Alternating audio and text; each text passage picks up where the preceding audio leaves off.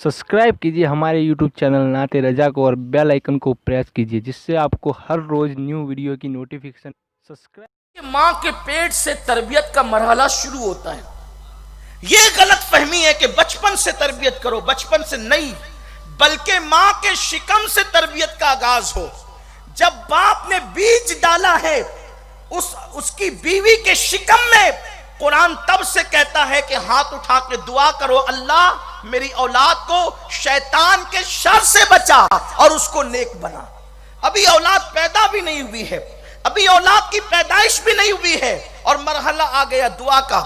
इससे पता चला कि माँ के पेट के अंदर जो हरकत और सकनात बच्चे देखते हैं उसको जो है वो अपने दिमाग के अंदर बिठाते हैं, क्योंकि 4 महीने बीत जाने के बाद माँ के पेट में जो बच्चा होता है उसमें जान पैदा हो जाती है और वो आवाज को, हत्ता के गिज़ाओं की लज्जत को, हत्ता कि वो रंगों की पसंद और नापसंद को, हत्ता कि वो अल्फाज की पसंद और नापसंद को बच्चा अपने दिलो दिमाग में बिठाता है।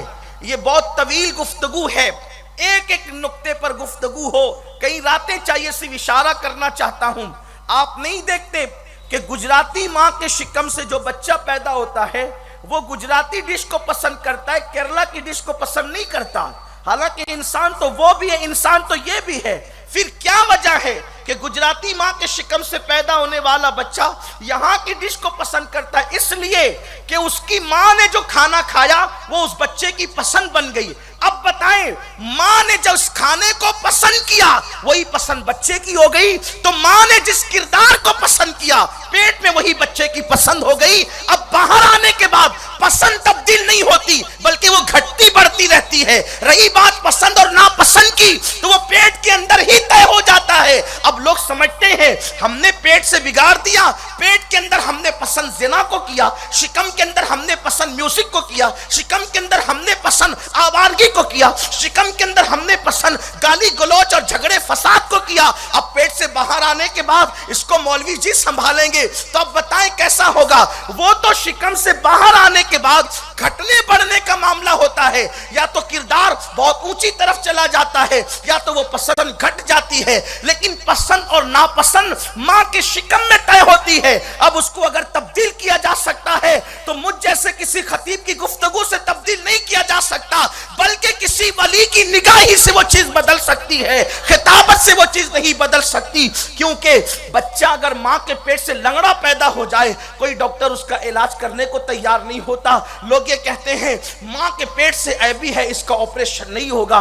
बस इसी तरह से माँ के पेट से ऐबी पैदा हो, अंधा पैदा हो तो डॉक्टर रोशनी नहीं ला सकता। माँ के पेट से किरदार लेस पैदा हो, कैरेक्टर लेस पैदा हो तो लोग फिर उसका इलाज कैसे कर सकते हैं? इसीलिए मेरे आका सल्लल्लाहु अलैहि वसल्लम की कनीजों, इस्लाम में कानून यह है कि जब शिकम में बच्चा आ जाए तब नापाकी के खतरात खत्म हो जाते हैं। इसलिए माँ इबादत पर ज्यादा तवज्जो करे, दुरूद शरीफ की कसरत करे, तिलावत कुरान करे, मुसल्ले पर अपना वक्त ज्यादा गुजारे, बावुज़ू रहने की कोशिश करे, उसका असर बच्चों पे पड़ता है।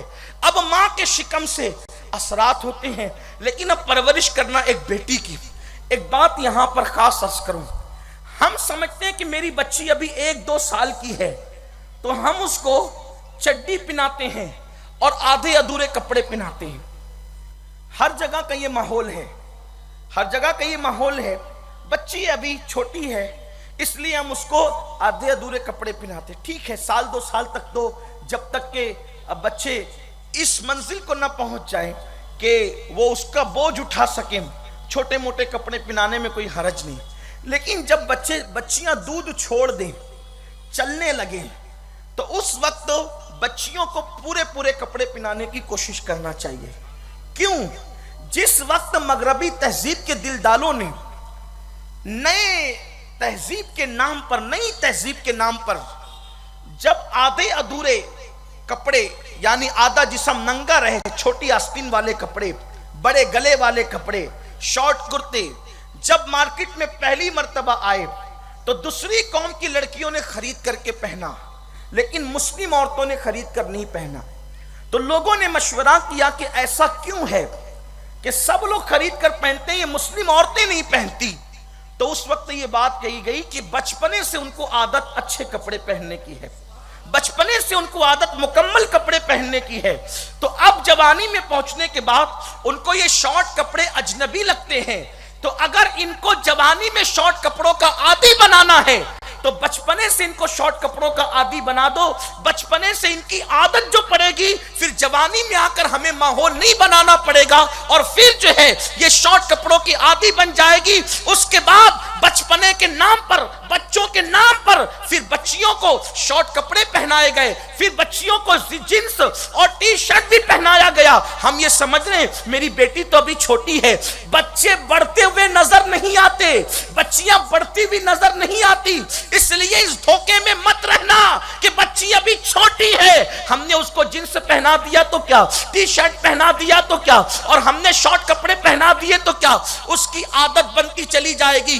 اور جب بچپنے سے عادت بنے گی، جس دن بچی پر تمہاری نظر اس حیثیت سے پڑے گی کہ میری بچی بالغ ہو چکی ہے، پھر تم اس پر کنٹرول نہیں کر سکو گے، اور پھر تم اپنی بچی کو مکمل کپڑے نہیں پہنا سکو گے۔ اس لیے کہ کہتے ہیں سپوت کے پاؤں پالنے میں نظر آتے ہیں۔ آج کل ہم بچیوں کو چھوٹی سمجھ کر، یہ سمجھ کر کہ چلو چھوٹی ہے، ابھی بغیر دوپٹے کے گھوم سکتی ہے۔ میں آپ سے پوچھنا چاہتا ہوں، بغیر دوپٹے کے بالکل گھوم سکتی ہے، لیکن پھر بھی اسلام دوپٹے کی بات کرتا ہے۔ کیوں؟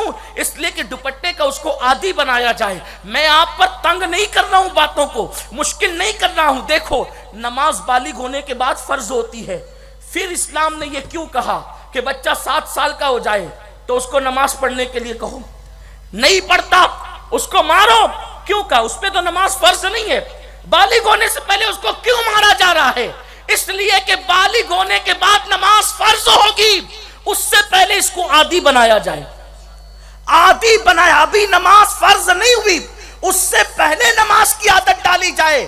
جس دن فرض ہوگی اس دن آپ عادت ڈالنے جاؤ گے تو وہ کبھی نماز نہیں پڑھے گا۔ اور یہی غلطی تو مسلمانوں سے ہو رہی ہے، ابھی تو چھوٹا ہے، ابھی کیا اٹھا کے لے جائیں، ابھی تو کھیلنے کودنے کے دن ہے، ابھی کیا مسجد لے جائیں، لیکن جب فرض ہو جاتی ہے مولانا ذرا سمجھاؤ نماز نہیں پڑھتا، وہ کب پڑھے گا؟ اس لیے کہ مسجد میں بچوں کو لانے کے لیے، مسجد میں بچوں کو، ان بچوں کو لانے کے لیے منع کیا گیا جو پیشاب اور پاخانے میں فرق نہیں کر سکتے کہ کہاں کرنا ہے نہیں کرنا ہے، ان کو منع ہے۔ لیکن جو بچے شعور کو پہنچ گئے ان کے لیے تو کوئی ممانعت نہیں ہے۔ تو عادت ڈالی جاتی ہے بچوں کو اچھے کام کی، یاد رکھنا۔ تو بچیوں کو یہ جو شارٹ کپڑوں کے عادی تم نے بنایا، پھر وہ جوان ہونے کے بعد پھول استین کے کپڑے پہننے میں گھبراتی ہے، او مجھے گرمی لگتی ہے، مجھے تکلیف ہوتی ہے، یہ سب بڈھوں کا کام ہے، یہ سب پرانی تہذیب ہے۔ اور پھر پرانی تہذیب کا نام لے کر اسلام کی قدروں کو پامال کیا جاتا ہے، حتیٰ کہ اسلام کو گالیاں تک دی جاتی ہے۔ میں ان قوم کی بیٹیوں سے پوچھنا چاہتا ہوں، پوری آستین کے کپڑوں میں تمہیں گرمی لگتی ہے؟ اے خاتون جنت کی کنیزوں، مجھے بتاؤ، اگر تم نے پوری آستین کے کپڑے پہن کر دنیا کی گرمی کو برداشت نہیں کیا تو تم یہ جو ننگا اپنے ہاتھ کو کر کے گھوم رہی ہو، بڑے گلے کے کپڑے پہن کر اپنے گلے کی نمائش کر رہی ہو، جب اس جرم کی پاداش میں، جب اس جرم کی وجہ سے تمہیں جہنم کی دہکتی ہوئی آگ میں ڈالا جائے گا، اس گرمی سے اپنے آپ کو کیسے بچاؤ گی؟